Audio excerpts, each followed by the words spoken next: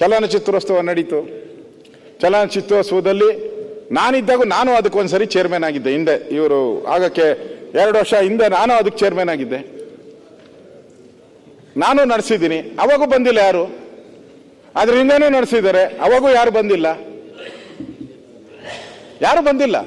ಅವ್ರ ಸಿಸ್ಟಮೇ ಹಂಗೆ.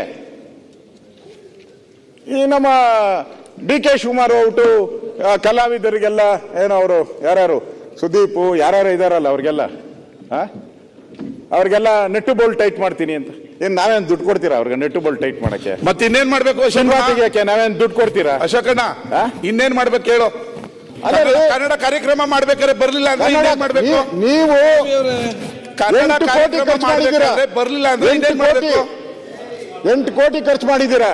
ಹೌದು, ನೀವು ಅವ್ರಿಗೆ ಕನ್ನಡ ಎಲ್ಲ ಹೇಳ್ತಾ ಇದಾರೆ. ನಮ್ಗೆ ಇನ್ವಿಟೇಷನ್ ಬಂದಿಲ್ಲ ಅಂತ ಹೇಳಿದ್ದಾರೆ. ಹೋರಾಟ ಮಾಡಿದ್ರು ಬರಲ್ಲ. ಬರಲ್ಲ. ಅದಕ್ಕೆ ನೆಟ್ಟು ಬೋಲ್ಟ್ ಟೈಟ್ ಮಾಡೋದಾ? ಅಲ್ಲ, ಬರಲ್ಲ. ಹಾಕ್ಬೇಕಾ? ಜಲದ ಹೋರಾಟ ಮಾಡಿದ್ರು ಬರಲ್ಲ. ಇನ್ನೇನ್ ಮಾಡ್ಬೇಕು? ನೆಲ